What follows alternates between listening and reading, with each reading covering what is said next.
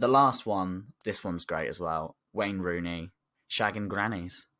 Who remembers that? Oh, God, yeah. Was that actually true? I never really looked into it. So the word granny is a bit, loose. I mean, obviously it means you have grandchildren, but it doesn't necessarily mean you're 80. So I think she was like late 40s. Oh. Right. But he was 18, and he paid her £45. He made her wear a leather catsuit. But it turned out she was in her late 40s and she had a grandchild. So he was known as a Granny Shagger. From then on out. It's hard to shake that rank, I think, in society. It's hard to shake Granny Shagger, yeah.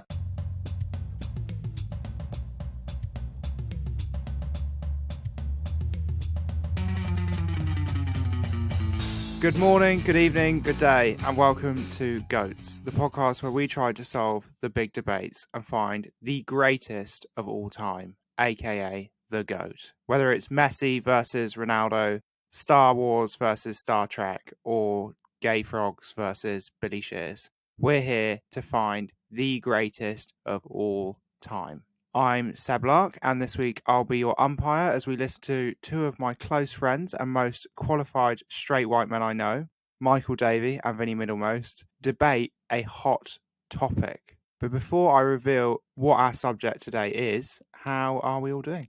I'm doing great, mate. How are you doing? Yeah, I'm doing all right. Michael, how are you doing? You were just telling us all about how you've written all your notes by hand like a Victorian child. I am writing all my notes by hand like a Victorian child, except unlike a Victorian child, I can't actually write.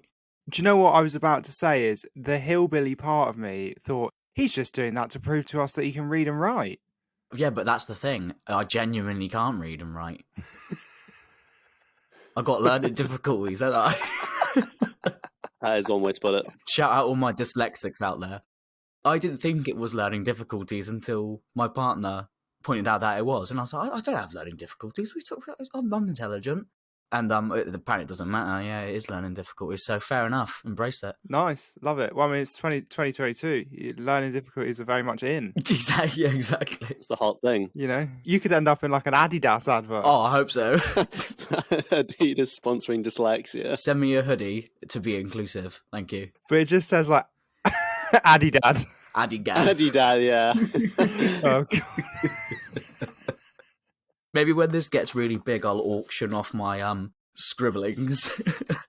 Well, you did say you had 7 pages of A5, but is most of that you just trying to write your own name at the start? Yeah, well, the problem is, with my writing, is 7 pages means nothing if I can't read it myself, and that's usually the case. Oh, God. Right.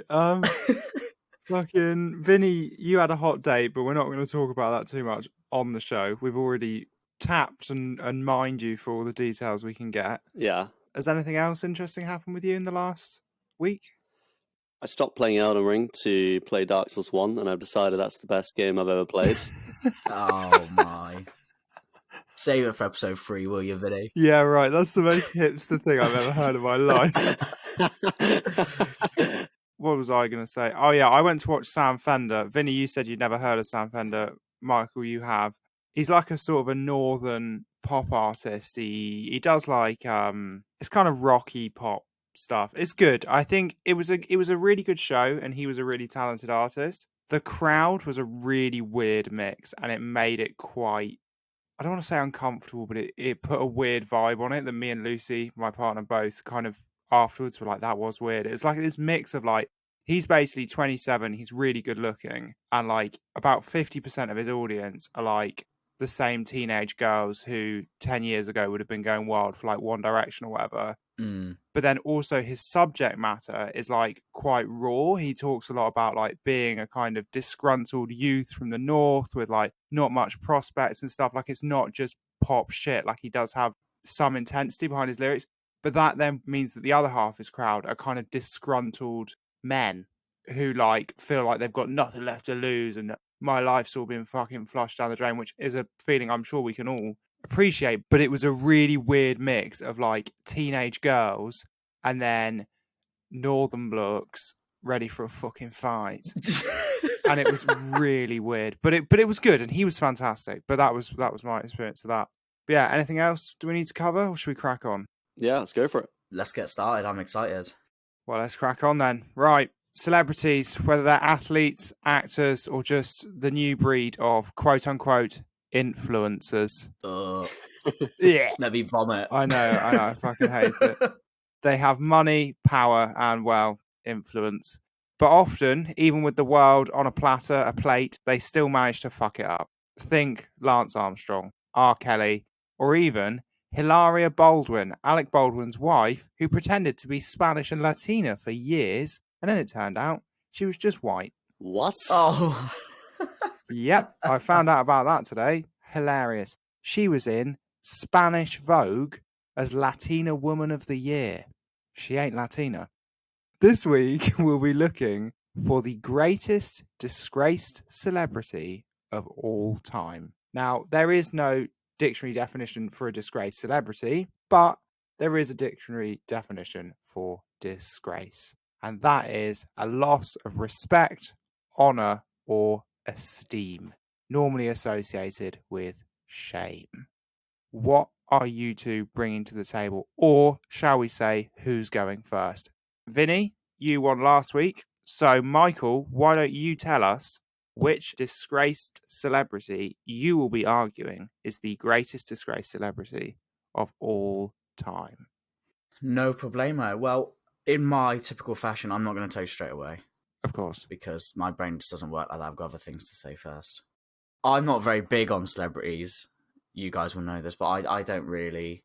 they don't interest me at all. Footballers interest me from a footballing aspect, but I don't care about their personal lives. I don't follow any influencers on Instagram. I've never seen Love Island once. It's just nonsense to me. But I do find some of the things that they do very, very funny. And I like getting quite involved in that. So I've got a few of my funniest ones first to go through. So we've got Justin Bieber, classic.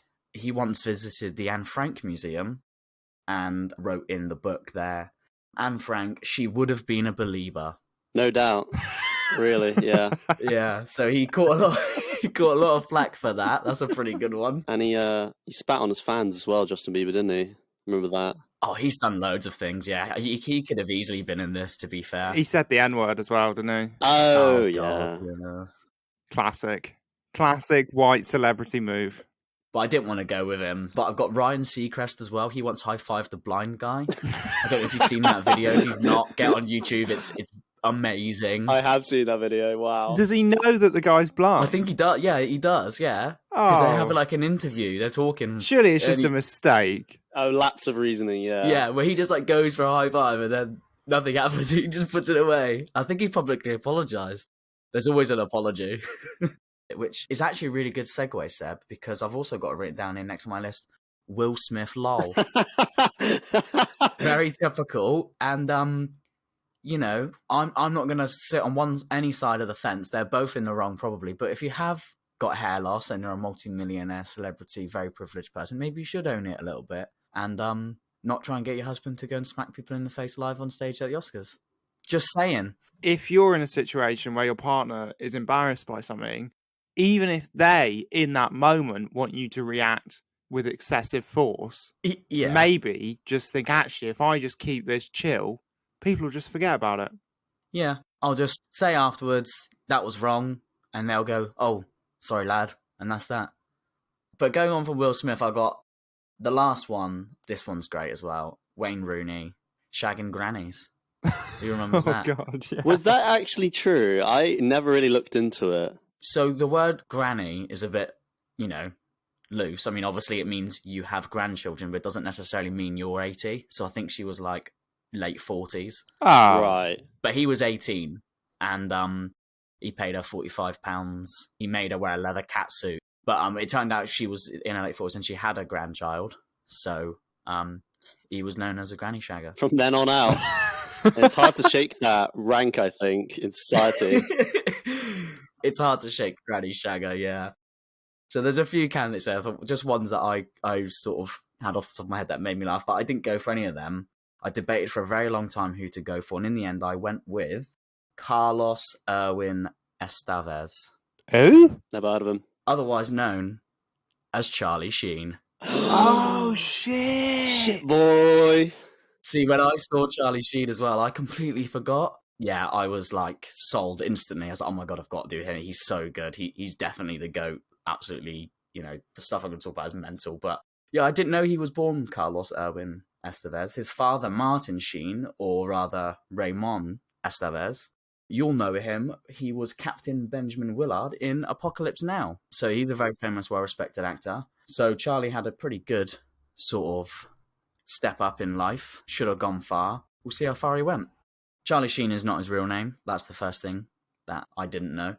And I didn't know that his father was in Apocalypse Now. But there we are. So Charlie sort of started out early life as an actor, obviously, with a foot in the door with his dad. He was a child actor through loads and loads of random things. He was in Ferris Bueller's Day Off. He was credited as boy at the police station. But then he moved on swiftly to bigger, more major acting roles. He was the star of Platoon, Wall Street, and The Arrival.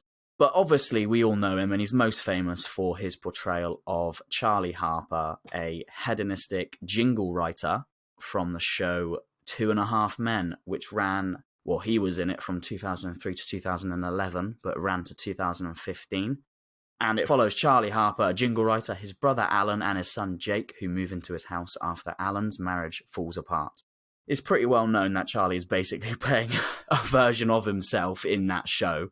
The character of Charlie Harper is basically Charlie Sheen. He's got lots of casual sexual partners, broken engagements, lives a really lavish lifestyle, etc. But actually, I think there's a pretty strong argument to suggest that Charlie Sheen is the exaggerated version of that character and not the other way around in this example, which is scary. So the first big incident with Charlie was back in 1990 when he shot his fiancée in the arm. Now, what actually happened is pretty unknown. There's not a definitive story or what exactly happened in this incident. But at the time, it was claimed that Charlie accidentally shot her, but they both quickly dismissed that. Don't really know why. She has never come out and said exactly what happened. But then in 2016, Charlie came out and said that she shot herself, that he was upstairs somewhere and she was in the bathroom and she was rummaging through his clothes or something like that, and then the pistol that he had kept in there fell off and accidentally shot her in the arm. And apparently he's quoted as saying that when he saw her covered in blood, she looked hot. Oh. But yeah, so she broke up with him straight away. So they're obviously no longer together. However, that woman, I can't remember her name, but she went on to marry John Travolta and have 4 children in the next year. So in 1991, she got together with John Travolta. So she moved on from Charlie Sheen to John Travolta pretty quickly. Pretty big upgrade, I would say. Don't know if John Travolta's done anything wrong, has he? John Travolta's, he's big in the Scientology community, isn't he? Big on the Scientology community. See, that's the thing with celebrities, is you can't even say someone's name without there being controversy. They're all just as bad as each other, aren't they? They're all a bit weird, aren't they? They are all a bit weird, yeah. But not Charlie Sheen. He's the worst of all, obviously. So then, move on a few years from there. In 1995, he married his first wife. However, he was named as a big client of a big, lavish escort agency. Classic. The next year, in 1996, and so she divorced him. That was over in a little puff of smoke. And in 1998, he had his first run-in, major publicly run-in with drugs. So he had a stroke after overdosing on cocaine, which he injected, was put into rehab straight away, told the rehabilitation clinic that he didn't plan on staying there, and checked himself out instantly. That was sort of the first indication, sort of publicly, about Charlie's drug abuse and how much he could handle, really, because he's quite famous for being able to handle a lot of substances and be pretty cool with them. I think most people would have probably died in 1998, but not Charlie Sheen. He's got tiger blood. So then he met his second wife in 2000. They had 2 daughters. In 2005, so 5-year relationship. That's pretty good, I would say, for Charlie. That's fucking ages for Charlie Sheen. He's done well there. So far, yeah. I mean, so far, none of them have lasted longer than 12 months. So 5 years and 2 kids, that's pretty normal. So in 2005, she divorced him. She accused him of alcohol and drug abuse, as well as threats of violence. She also accused him of looking at gay porn and boys who looked underage. Uh-oh. Oh, no. Which is pretty damning. You said your celebrity wasn't a nonce. He's not been proven that have ever happened. So technically, and I also didn't know that I didn't think he was a nonce until I looked into his marriages. He may well be, but I'm just reading the facts Vinny, okay? So this is a fact then. No, I just want to say I'm not saying that it's a fact that Charlie Sheen is a nonce. Someone said he might be. Let's just explain what's going on here. So contractually, I can't be involved with podcasts that cover things that are similar to the show that I already work on, which I won't mention, not because I don't like it or because they wouldn't want me to, but just because, I don't know, I don't want the two things to be entangled. Now, the show that I currently work on, they wouldn't care that Michael mentioned the fact that Charlie Sheen was a nonce. Well, I didn't say he definitely was a nonce. I said someone said he looked at underage boys. That's our first line of defense in court. But basically, I can't be involved with things that cover things that could be either things that could be on the show that I've taken from the show or ideas that we've already used on the show.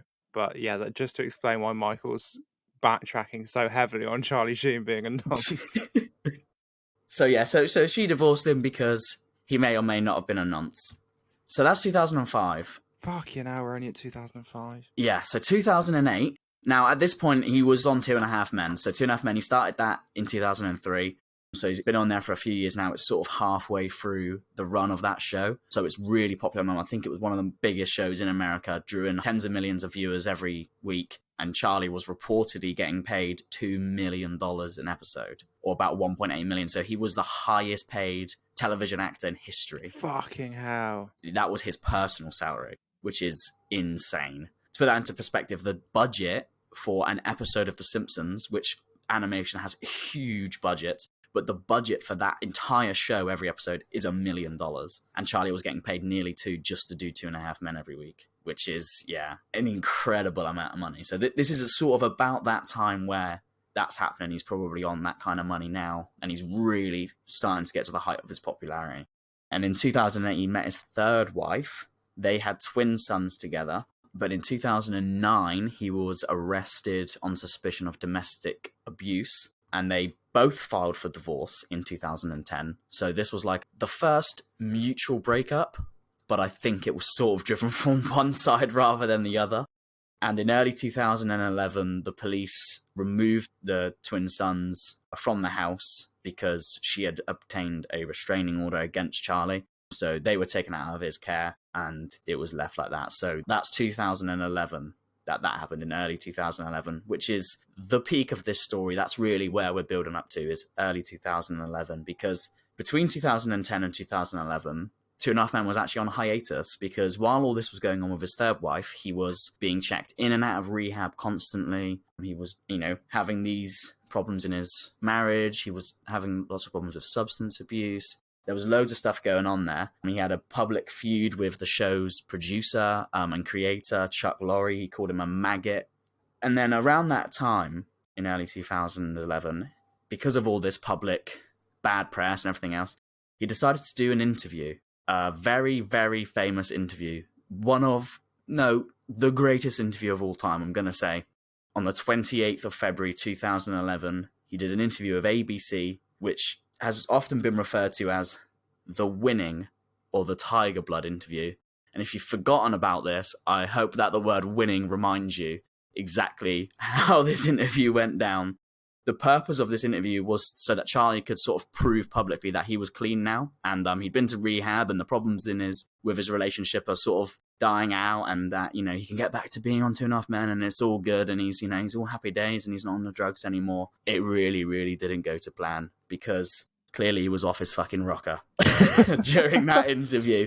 If you're listening to this now and you've not seen this interview, pause this right now, go on YouTube and just type in Charlie Sheen interview and just click on the first one and watch it. It is the greatest thing of all time. Do you guys remember when it came out and how big it was? It's been memed to death. Oh my god, yeah. It was huge. It was ridiculously big. It was massive. I think quite a lot of people don't know Charlie Sheen other than that interview. I mean, I didn't watch 2.5 Men at all when it came out. I don't think I've ever seen it really, and hadn't seen any of his films that he'd really been in. But from that interview, at that time, everybody was obsessed with him and quoting the interview and memeing it, and it was so big. And it was that time where the internet was really starting to explode. YouTube been around for a few years and everything else, so it was really one of the pioneers of viral videos. I would say he's probably one of the first viral megastars, Charlie Sheen, which is funny because that's not what he wants really to be remembered for. But yeah, the phrases and the quotes are absolutely historical. I've got a few of my favourite ones written down here, and I'll play a couple as well, because some of them I just can't do justice. But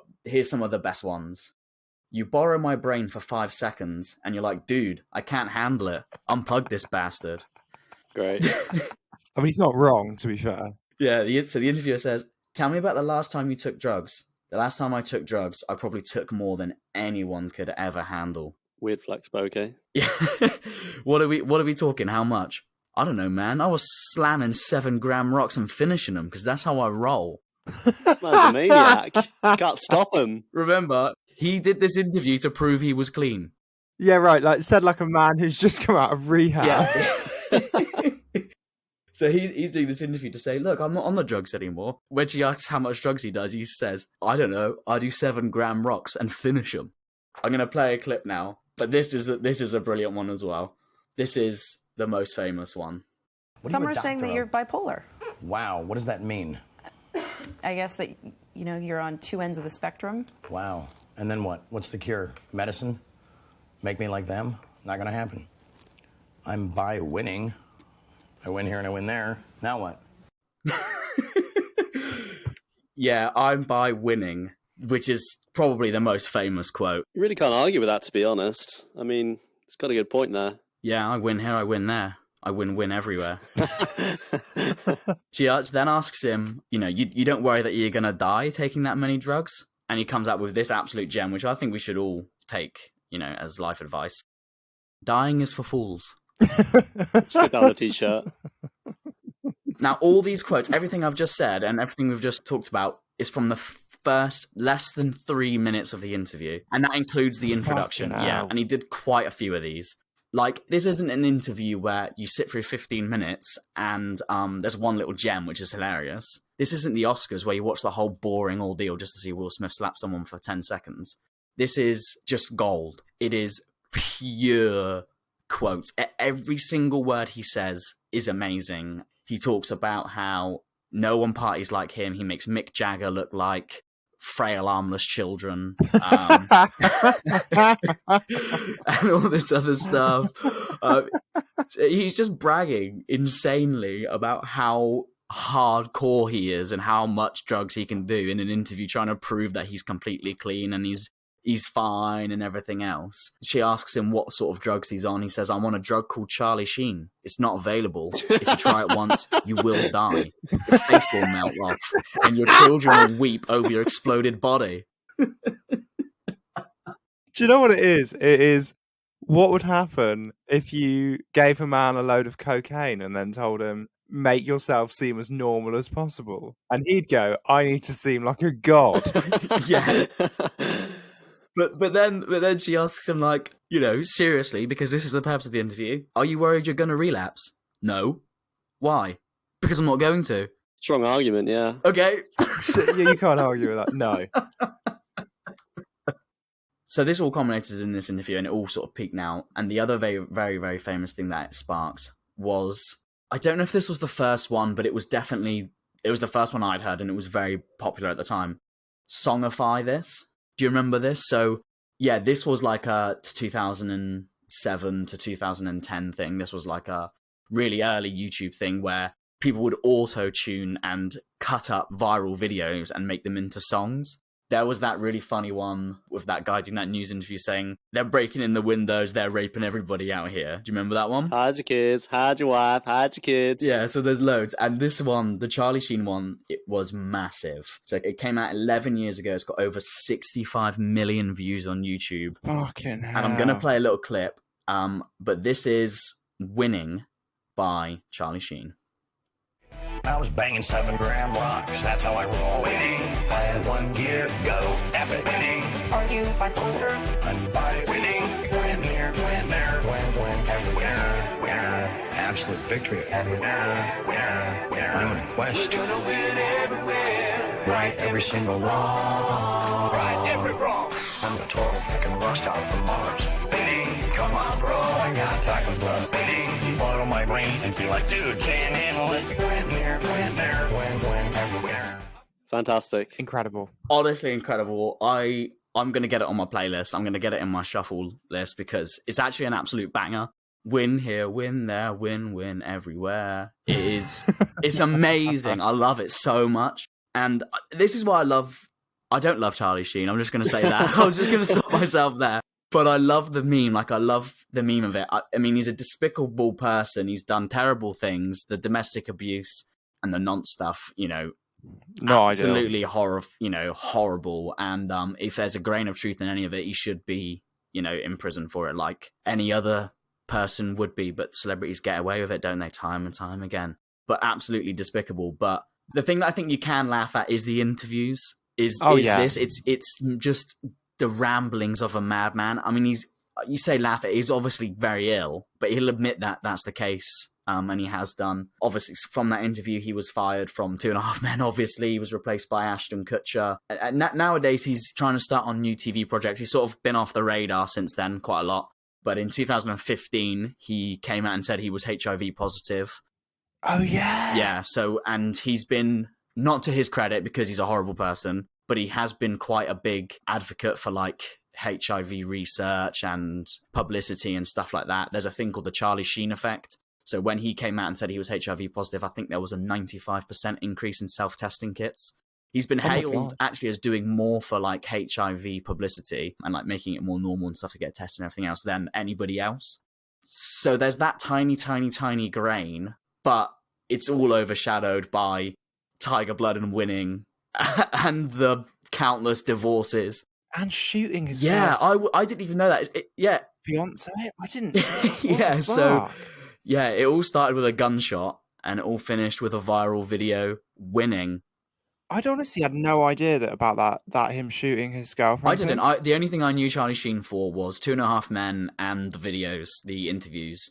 Yeah, I didn't know anything about his marriages. I didn't know anything about the domestic abuse stuff. I actually didn't even know about the HIV thing. I just, never heard of it. So that was news to me as well.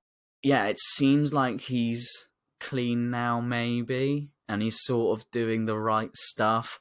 But I think he's such a maverick. You would never believe anything. You would never really know. I mean, from those interviews, he's a very special person. He's got a very special brain. It's only his brain. There's nobody else on the planet that's like Charlie Sheen. And we couldn't handle it. We couldn't handle it. We'd explode. Unplug me. Yeah, our children would weep over our exploding body if we took Charlie Sheen.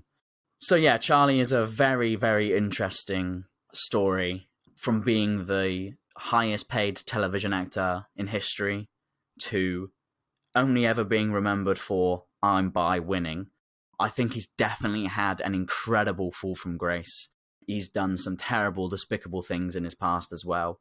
He shot his first fiancée, allegations of domestic abuse, and even child porn throughout his various marriages. He's been arrested several times. He's had numerous relationships with porn stars and famous for his ridiculous parties.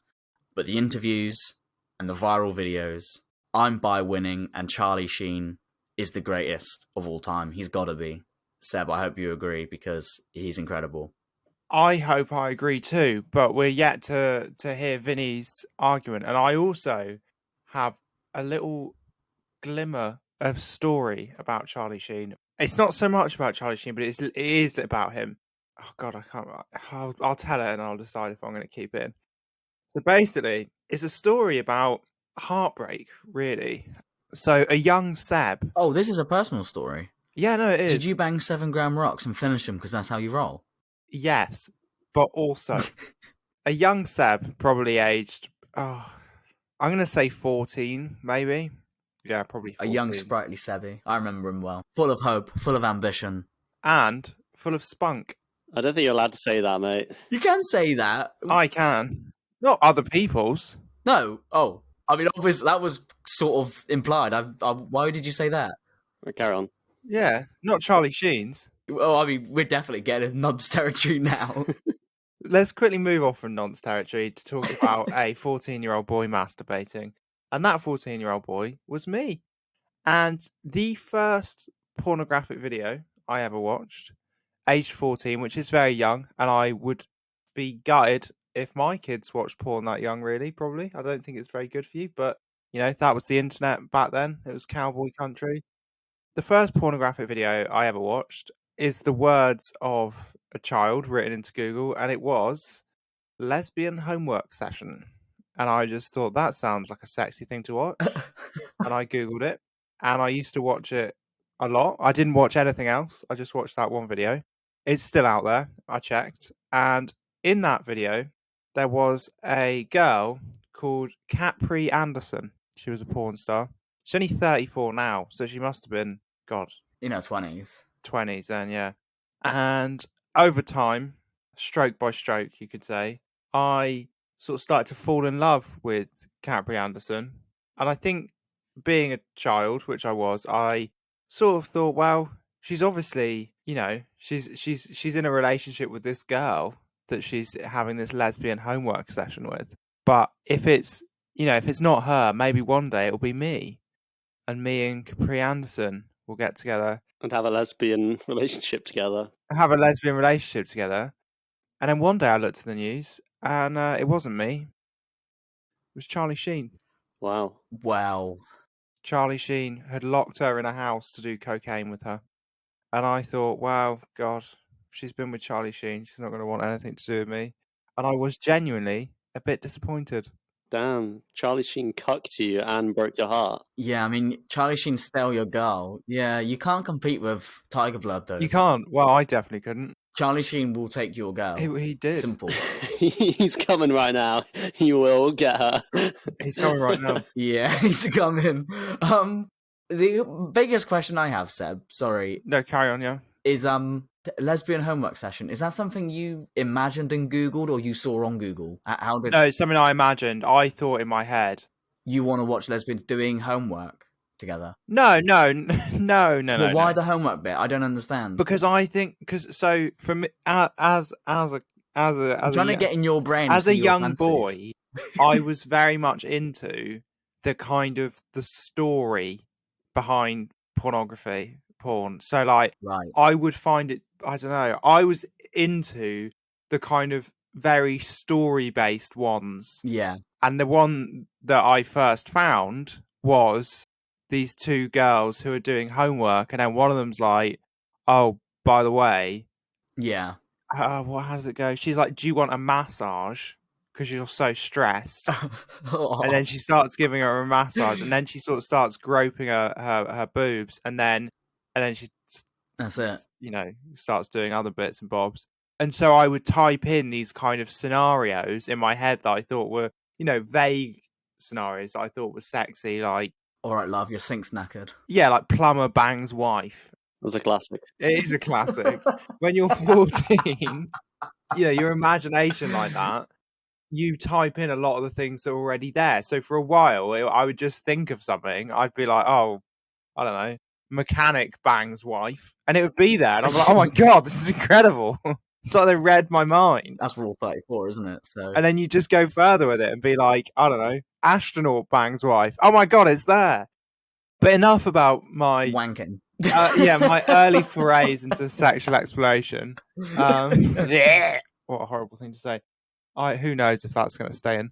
What I was going to ask, actually, at this midway point, before we hear what Vinny has to say, I just had a question for you guys. And at first, I was going to ask, because we decided that at the midway point we were going to ask a couple questions, and at first I thought I'd ask, is there any disgraced celebrity who you refuse to hate? But then I thought that's just a catalyst for us being cancelled. Yeah, I don't want to get cancelled episode 2. No, and then I thought, well, if you can't beat them, join them. So who's a celebrity who hasn't been cancelled, who isn't disgraced, but who you can't believe is still going? Ooh. Because of stuff they've done, and it just sort of goes under the radar. For me, it's Matt Lucas and David Walliams, who did Little Britain. They did blackface on the BBC. A lot of blackface, yeah. For 13 years. The last time they did it was like 2014. Yeah. How the fuck do they still have careers? I just don't get it. And I'm not saying it wasn't a sign of the times. And I remember at the time thinking, as a kid, and people's parents saying, oh, it's a bit iffy, but we all kind of laugh at it anyway. Yeah. It's not like it was in the 80s or the 70s or the 60s. It was fucking 10 years ago. And they weren't trying to make any point other than just being I am blackface. Like, other than just being blackface, there was no... And I'm not trying to justify it. No. You know, for anybody to do it, you should not do it. That's a fact. But it wasn't like they could even fall back on, well, we're doing this to make this kind of point, or this is the joke, so it has to be done this way. It was just two blokes doing blackface and trying to make people laugh. That's obviously wrong.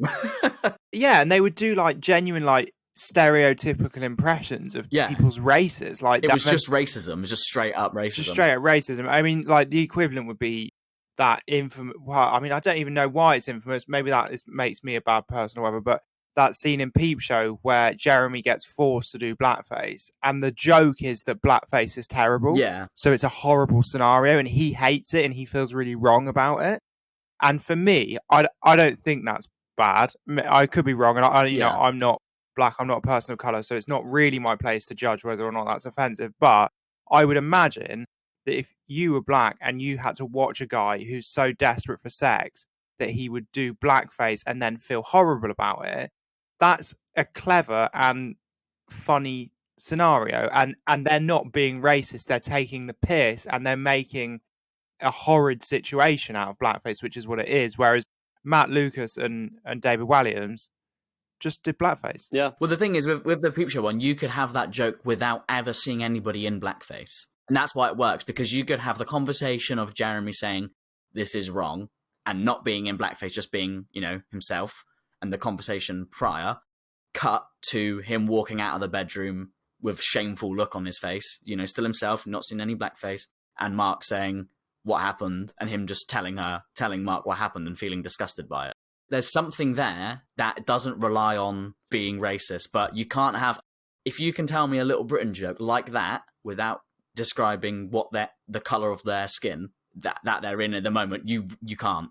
But yeah, that's the whole joke. It relies on the fact that they're mocking and imitating the stereotypical black person. Yeah, and that's why it is racist. That's a really good one, Seb. Yeah, I can't believe that, because David Walliams is a hero, isn't he? He's a children's book writer. Yeah, exactly. He does swims for fucking charity, and fucking Matt Lucas does the Bake Off. Yeah, but they're just huge racists. Yeah, and it is racist as well. Like, they wrote that show. Yeah. They sat there and went, they were like, it'd be hilarious if you just paint me black. Yeah, and I do an impression of like that one in fucking... I'll just do a stereotypical, Yeah, well, Come Fly With Me. There was like the coffee stand woman. Coffee stand woman whose whole bit was she was really lazy. Yeah. And she didn't want to do any work. Yeah, you could have that, just not black. Yeah, she just doesn't need to be fucking black. It's bizarre. It was bizarre. Anyway, sorry, I could go on about it all day. I really fucking hate the both of them and whatever. But do any of you guys have anything like that where you're like, how is this person still kicking? Well, isn't there that who's the dude who went out with Rihanna and then smacked her up? Chris Brown. Chris Brown, yeah. Yeah, I would have said Chris Brown too. I'm going to have to steal Vinny's and sort of jump on his fence as well, because I can't believe Chris Brown is still getting defended and played and everything else. Is unreal. He still has millions of fans who I've seen like comments of some of these people like saying like, oh, please slap me up. Like, fucking hell. I don't understand the Chris Brown thing at all, because it's not even allegations which you have to prove. It's already been proven. There's evidence that he did that. So why is he still here? Yeah, and also it's that thing of like, we live in a world now, rightly or wrongly, whereas as quickly as someone can be cancelled, they can also come out and I'm not saying this isn't true, but like come out and say, oh, I was in a bad place mentally, I was going through this and that, and people will listen. And I think that's a really positive thing, actually. But people will listen. But it's not like he's come out and said, and I'm not saying that it would be okay if he did, and I'm not sure that actually we should just explain away everything people do. We shouldn't. I was having a conversation about Katie Price the other day, how she can seemingly do anything wrong and say she was in a bad place, and that's fair enough to say that, but the thing you did wrong could still be wrong, and you could still face punishment for it. You shouldn't forget one thing because there's another thing there. You should look at both, really, shouldn't you? Yeah, it makes something understandable, not acceptable. Yeah, great way of putting it. I think that's the thing with Chris Brown, is like, he didn't even say, I hate myself. I hate who I am because of that.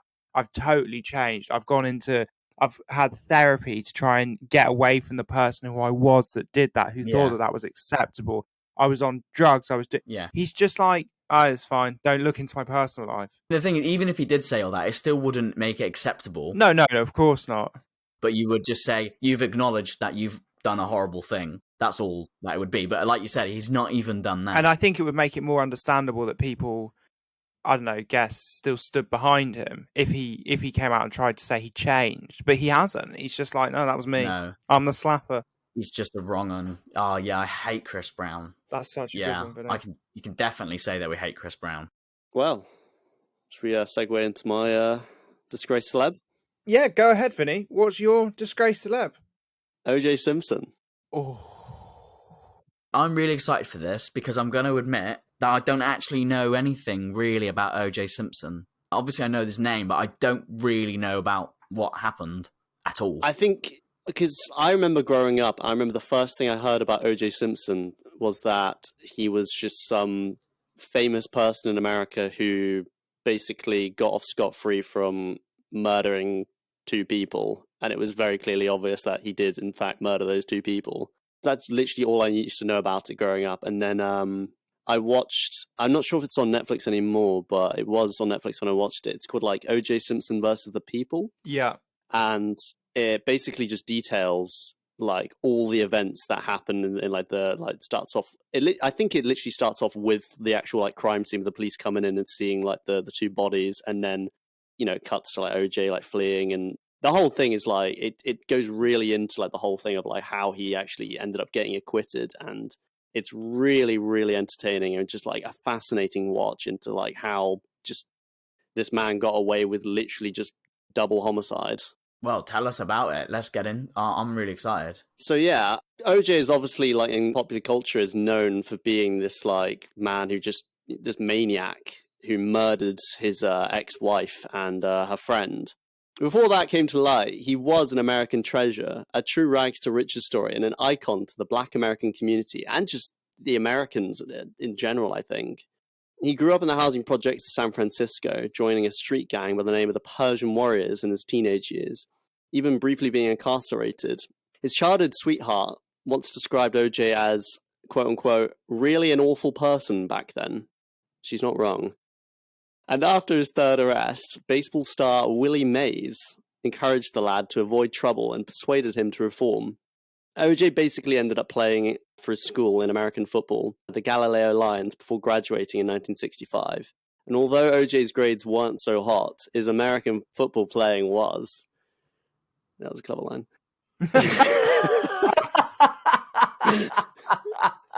Oh, dear Lord.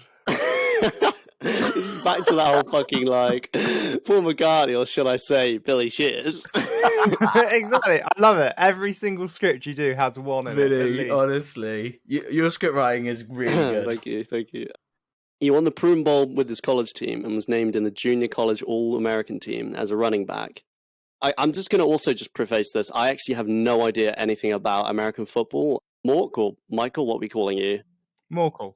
You can call me whatever. I'll call you Michael. Whatever you want. Let's never explain it. No, of course. But yeah, I know a little bit about American football. I used to be quite big into it when I was in high school. I've been to Wembley more times to see American football than I have actual football. But I have zero interest. I haven't followed it for years. I've absolutely zero interest in it now. I think it's quite boring actually now. So can I just ask you, what is a running back? Let me try and remember. A running back is the guy who stands next to the quarterback, and I think the quarterback passes him the ball, like offhands it to him, and he runs with it. He doesn't receive the ball from a pass, usually. Let me just double check that. But I think that is what it is. A wide receiver is someone who like runs along the wing. So you would be like, if you imagine rugby, you got the scrum half, you'd be like right next to him and just receive the ball every single time. Yeah, that is the running back. So the running back stands pretty much behind the quarterback, and when the quarterback receives the egg, let's not call it a ball, from the bloke in front of him who throws it between his legs to the bloke who's the only one who's allowed to throw the ball. No, other people can throw the ball. But anyway, when he gives it to Tom Brady, the running back is like sort of next to him, and he might just take it from Tom Brady's hands and then like try and run and jump over everybody. You know, he like hands it to him, hands him the egg, rather than like making a run, dashing down the field. And then trying to catch it in the air. Yeah, he doesn't really do that. He just gets it off him like that. Do you know what I mean? And then he scores in the end zone goal hole with the egg. Nice. Or Goal tries hole. to. Then the goal hole. Yeah. Yeah. So basically, if you were Tom Brady's running back, Yeah. you'd be a bit bored because Tom Brady doesn't palm it off. He lobs it. That's his whole bag. Yeah. But running backs are quite important because it's like American football's quite like a tactical game. So you like set up. That's why it takes so long because they set up all the running backs and wide receivers and they're all in certain positions so that the defensive team is like, oh, he's definitely gonna like, yeah, Tom Brady's gonna lob it right down the end zone, to that fella. But because the running back is like snuck in behind, he's just gonna quickly offhand it to him and he's gonna like scooch through. So running back's a really important position. Does that make sense? Yeah, the tactical mix-up where you don't know what your opponent's going to do, surely that's what keeps it, fresh, I guess. And to all our American football fans, yes, that is how you describe American football, okay? Like we said, we're definitive on this podcast. That's all you need to know. Exactly. So, And when we do the greatest NFL player of all time, we'll refer to that chat as our credentials for why we can discuss this. although I don't think we're actually qualified to do that episode, Seb, based on our description.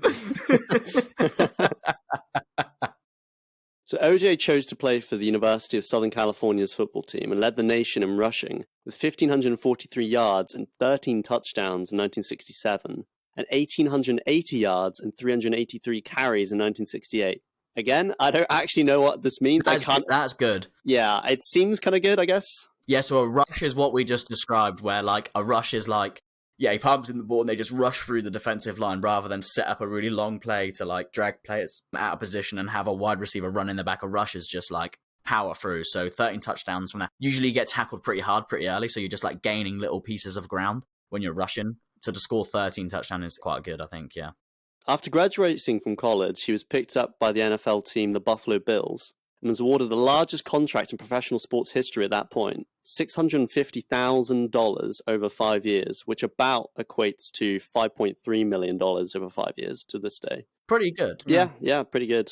Probably, I mean, I don't know what they're on nowadays, but definitely a lot more than that. Definitely a lot more, yeah. Oh, yeah.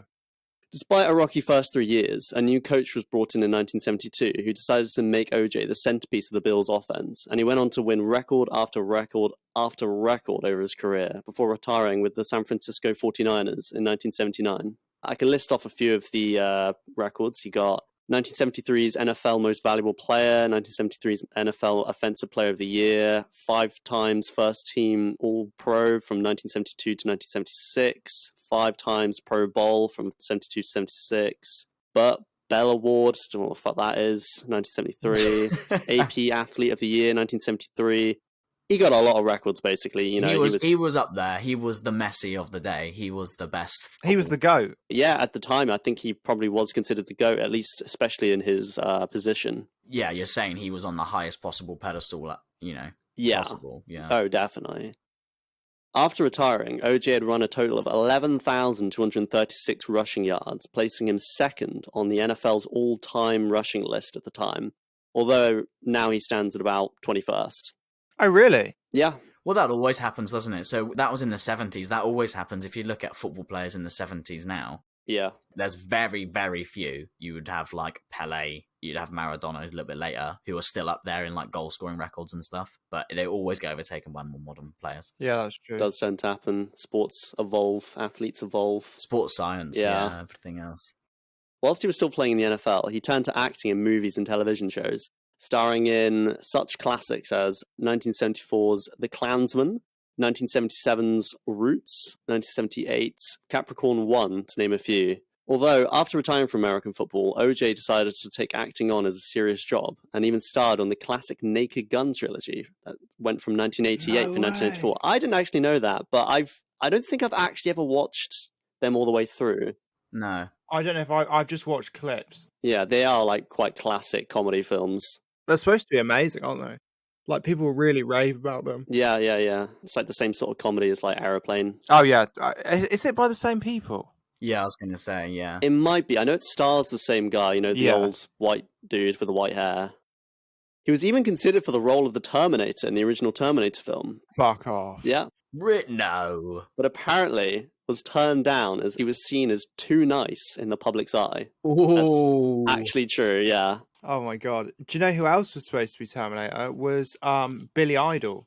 What? Yeah, Billy Idol, who did White Wedding, was supposed to be Terminator, and he had the part, and then he was in a really bad motorbike accident, and he couldn't do it, and they gave it to Arnold Schwarzenegger instead. Wow. That's how these things plan out, though. Like, I don't believe in destiny, but when you hear these weird stories about like how one tiny detail made all the difference, and like but you can't imagine the scenario panning out in any other way. Like, there could never be anybody who would be better at playing Terminator than Arnold. Yeah, exactly. It's bonkers. But it almost very nearly wasn't. It's almost like destiny is real. Yeah. But it's definitely not.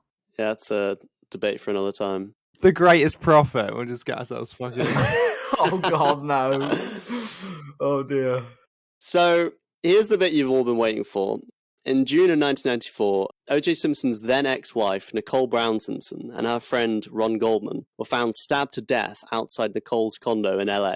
Simpson became a person of interest immediately, and 5 days after the murders, became the object of a low-speed pursuit by the police, which was broadcasted live to an estimated audience of over 95 million people. Fucking hell. Insane. That's like Super Bowl numbers. Yeah, That's nearly the numbers they pull in at the Super Bowl. yeah. You know, what they claim is the greatest show on television or whatever. That's a lot. That being said, though, if someone said, if you go on, I mean, you wouldn't turn on the telly anymore, but if someone said, like, if you go on YouTube, they're live streaming Cristiano Ronaldo in a police chase, I'd watch. Yeah. Well, yeah. Yeah. True. True. The pursuit, arrest, and trial of O.J. Simpson was some of the most widely publicized events in American history, often being dubbed the trial of the century due to its international publicity.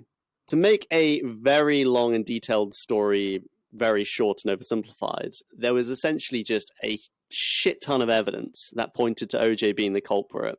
But basically, due to Simpson being labeled as an American icon, especially to the black community, and America's long history of arresting people of color, there was huge support for him with black Americans who thought this was just another case of the American judicial system unfairly scapegoating yet another black man. The trial became a matter of race relations, which in LA in the 90s was not particularly good. In the end, due to these circumstances and the absolutely phenomenal work from OJ's main lawyer, hang on 1 second, I just need to figure out how to pronounce this guy's name. Is it not Kim Kardashian's dad? He was part of the team. Okay. It was like a sort of an A-list team he had. Oh, right.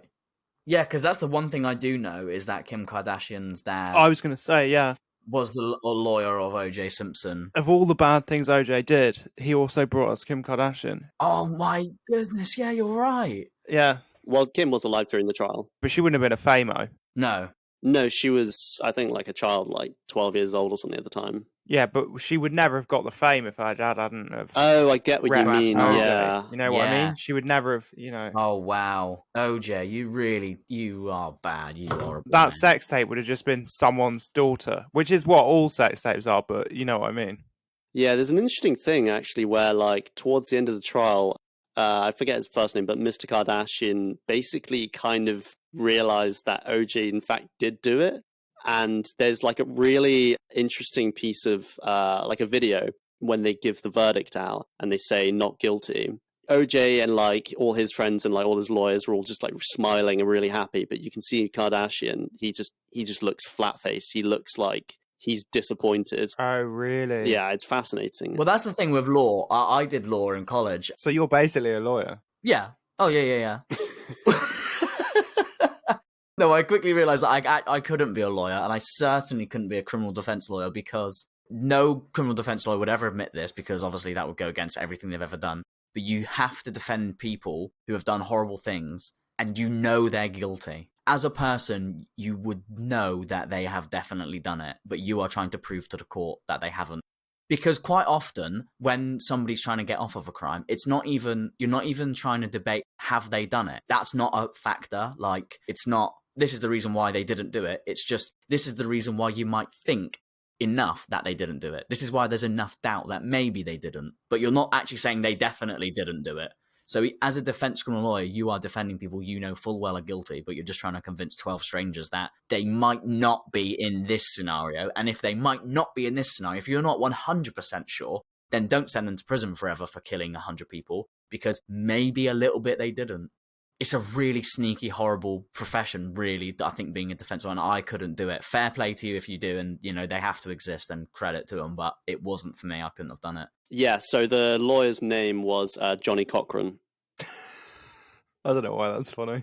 I'm a child. Is it because it sounded like cock? Yeah. In sakes. episode 1, you called me a child for saying that someone had 24,000 penises after you said that multiple penis thing, and you've just sniggered at cock. Grow up, Seb. I'll do it again in a heartbeat. Yeah, so basically because of all of that and the phenomenal work from OJ's main lawyer, Johnny Cochran, OJ Simpson was acquitted from all charges and walked a free man. Despite this, OJ was ordered to pay $33.5 million in damages to Ron Goldman's family after they filed a civil lawsuit against him on the grounds of the wrongful death and battery against Goldman and the battery against Brown. To this day, Simpson has mostly not paid any of these charges back. What? Jesus. It's been nearly 30 years and he's not paid any of this $30 million. Yeah, because it's, I think because it's a civil suit, it's like only state by state. So he basically just skipped the state. He just went to another, I think he went to Florida or something. So it's not, he doesn't legally have to pay it back. After the trial, OJ was slowly ostracized from his friends and community as nobody believed he didn't do it. And he basically just fell on hard times, getting involved with drug trafficking and money laundering, and even held a hotel casino at gunpoint in 2007, trying to take back his NFL trophies he had sold to them. What the fuck? Yeah, he fell off very hard after killing 2 people. Who'd have thought so? It's mad that he got acquitted and still was like, well, life's fucked. Well, yeah. I think he wasn't acquitted in the public's eye, was he? I think he stopped getting like acting jobs and NFL broadcasting. Yeah, because everyone was like, yeah, this guy definitely fucking did it. Actually, I might be wrong, but I've just remembered.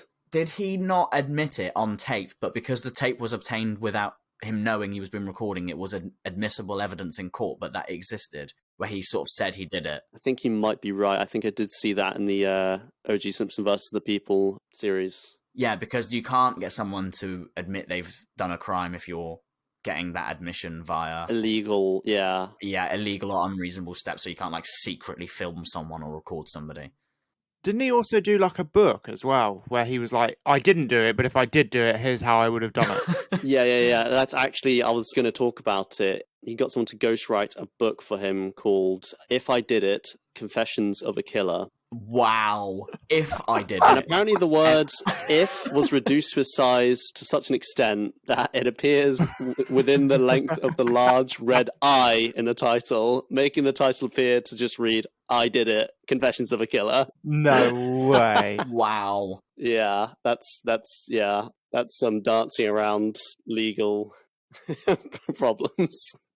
He's really playing with fire there. Oh, yeah. It literally just said, I've just Googled this book cover now. It just says, I did it. No. Yeah, but in the eye it says if. Oh, it's in the eye, actually.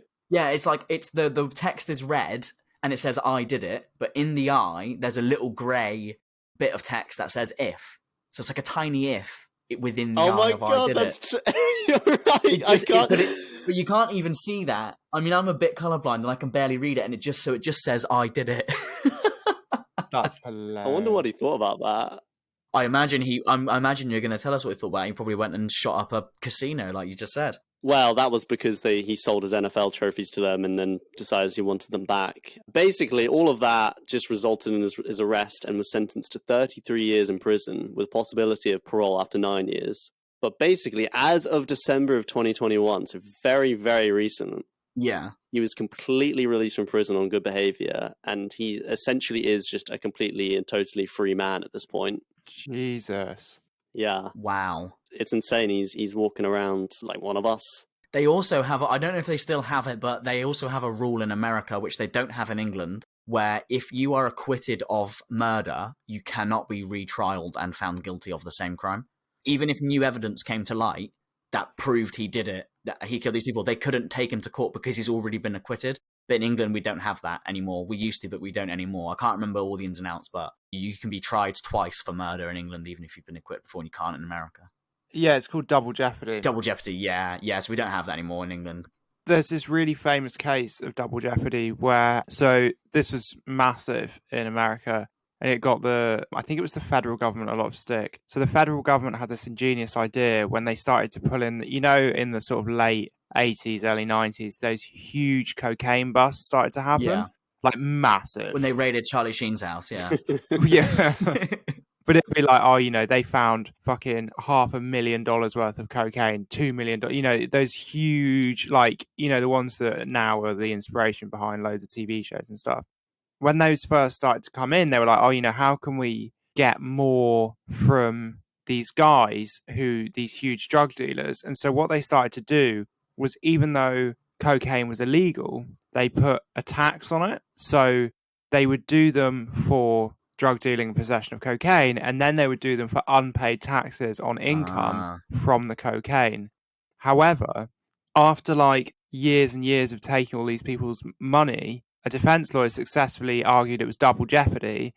So what they did was they'd effectively taken loads of drug dealers' dirty money, and then 5 years later gave it all back to them as clean state-owned money. Oh, shit. Oh, wow. So the US government laundered their own money for them. That's fantastic. But yeah, after digging into OJ's past, it turned out he did his own, like a prank show back in 2006 where he starred in it and would just do all these pranks. It was called Get Juiced because that was his nickname, the Juice. What's his real name, OJ? You know what? I don't know. I probably should know that. He's one of those people who's so famous for just OJ Simpson now. What is his real name? Orenthal James Simpson. But yeah, this Get Juiced prank show, I watched a bit of it on YouTube, and it was quite bizarre and kind of hilarious because everyone in the show kind of just knows that OJ Simpson is this murderer.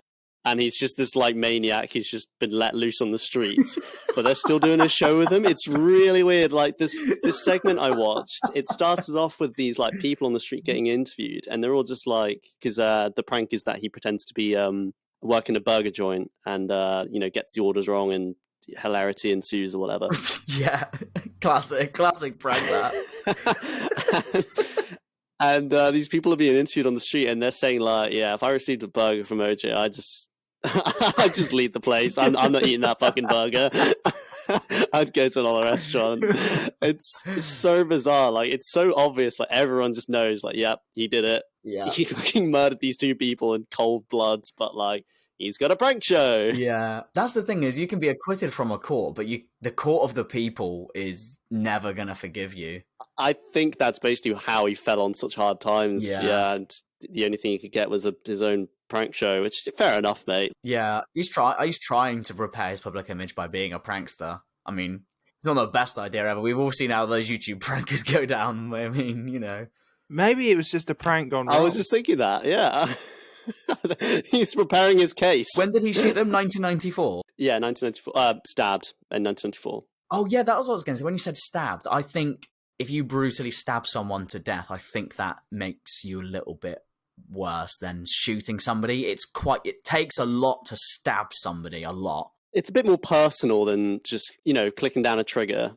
Shootings is just you don't have to physically do anything, do you? Other than you can turn your head and squeeze the thing, potentially. I mean, I don't know. I've never shot anybody. I mean, you might probably horrible, but to physically stab somebody, it's really intimate, isn't it? I think that makes it a lot. That's really horrible. It really paints them out as a psycho, I feel like that's you see red, and it's a kind of a crime of passion, a crime of hate, kind of just stab someone to death. Or you're just an absolute wrong-un.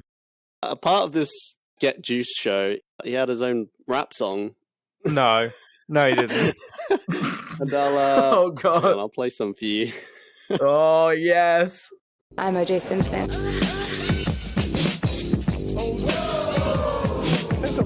It has escapability.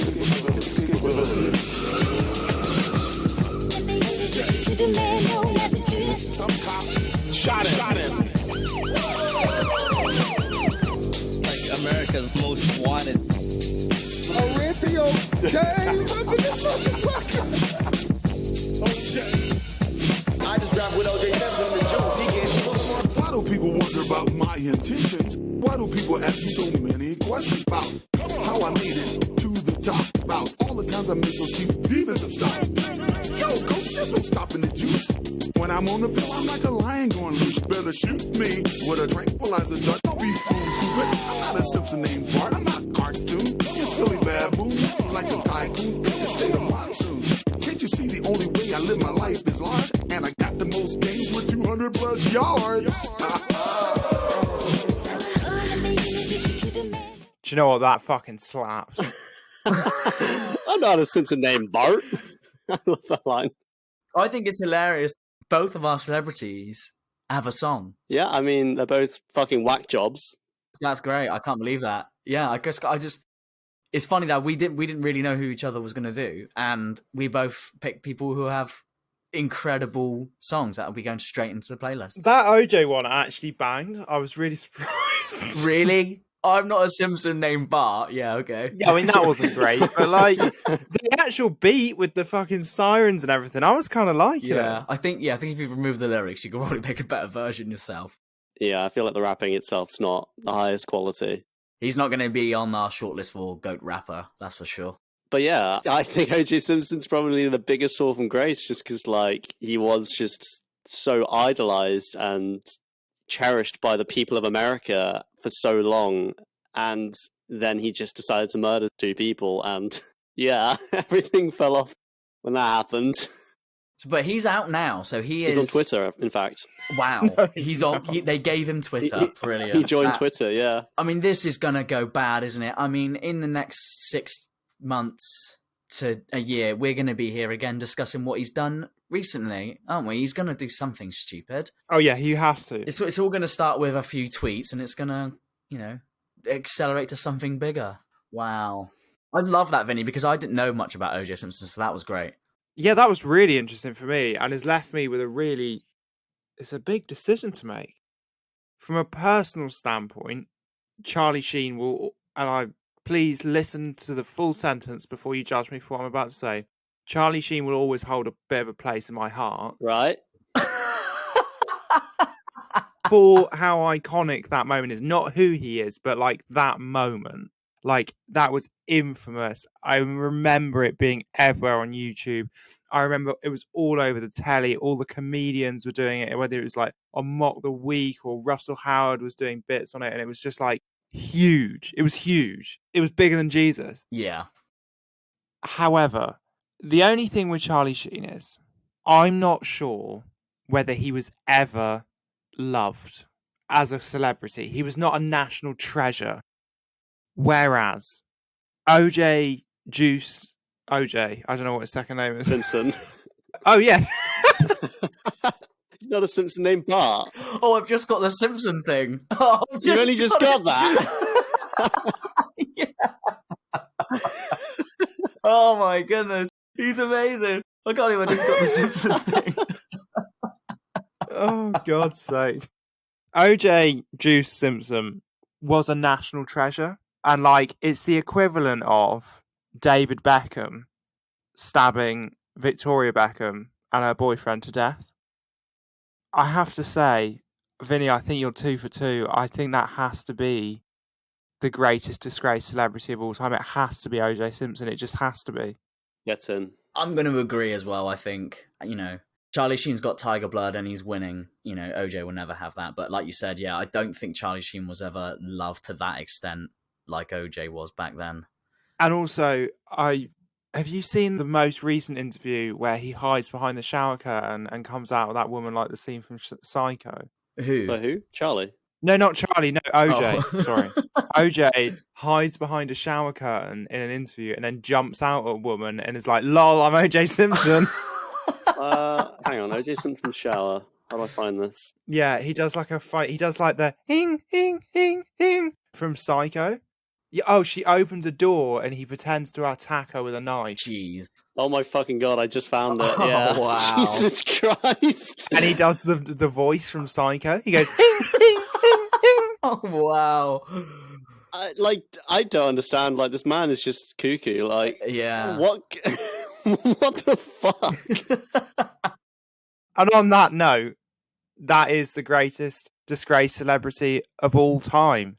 Join us next week when I believe, unless I'm very wrong, we're doing the greatest video game of all time. We are, yeah. I think it's me versus Vinny again. It's you versus Vinny again. I've got to beat him. Are we taking scores? Is that how we're going to do this?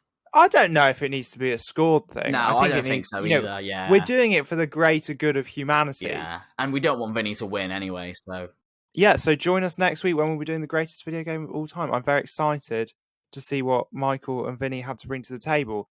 Before that, think about maybe telling a friend about the show. We don't have any kind of Patreon. We're not asking for you to leave us a review or anything like that. Just tell a mate. If everyone who's listening to this right now told one mate, there'd be at least 6 people listening to this show. Help us on this journey to becoming the greatest podcast of all time. That's the thing. We will retire when we can crown ourselves the GOAT podcast of all time, which luckily will be never. So think about doing that. And if there's nothing else to say, we'll see you next week. Bye, guys. Cheers, boys. See you next week. Bye.